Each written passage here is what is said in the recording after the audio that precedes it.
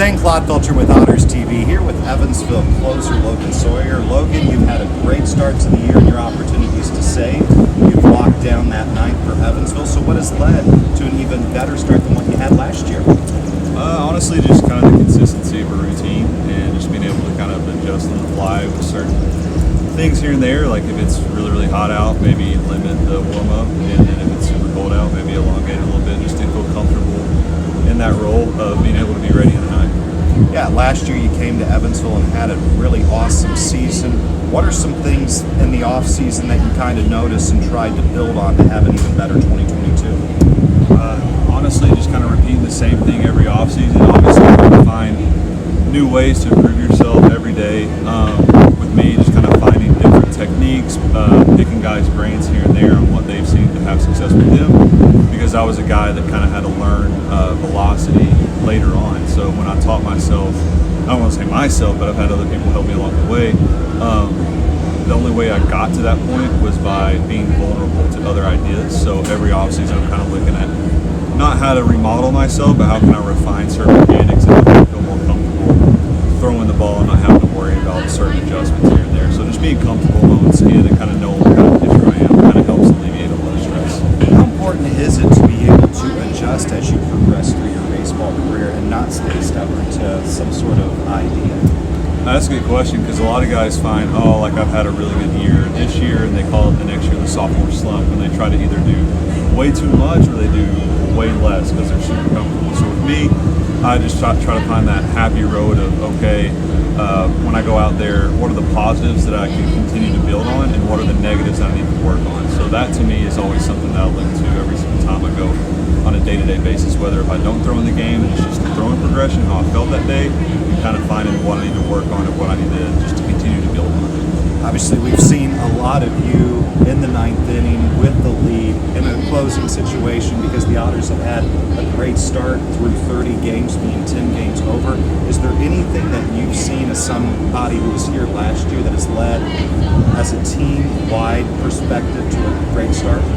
Honestly, the camaraderie. I think Miles and Elijah, a lot of those guys that are good clubhouse guys that keep the vibes going every single day, just make sure everybody's loose and comfortable. I think it kind of shows how being a good teammate helps others to progress, to be successful in other avenues, whether that's, maybe I got out here and the guy behind me is going to pick me up. Same thing with pitching. If you come out with runners on, you got to trust the guy behind you. And you can't do that if the clubhouse is kind of dead and stagnant. Nobody's really pulling from each other. So I think that's what kind of leads to success, is having that good team chemistry there. And then base, I've talked with Elijah in spring training, and he really talked a lot about the end of last year and the heartbreak after winning 57 games and not making the playoffs. Is there anything in the back of your mind or in your teammates' mind, even to this point now, where that still kind of burns just a little bit? It's definitely a fire. Absolutely. I mean, that could have done one of two things for us. It could either fuel that fire to just continuously being a solid team day in and day out and not dwelling on looking at the standings or this and that and looking at what other teams are doing, because I think that last year we kind of got to the last 2-3 weeks and we were kind of checking standings, checking scores, and instead of, none of that matters if you don't win. So I think that's what it comes down to, is just winning. And I think last year was a good kind of solid foundation for us this year to build upon. Just, as Joel says, just win. But I think that's the main thing, is like don't look at the standings, don't look at anything like that with the scores, because none of that matters if you don't win. How hard is it though when you walk into the ballpark every day and see the standings right there on the wall? I look at them every day, so it's right there in front of your face. There's no other way into the ballpark. So you are going to see it, right? And it is nice to see your name at the top of the board, but if it's not at the top of the board at the end of the year, it doesn't mean anything. You could be in first place all year long.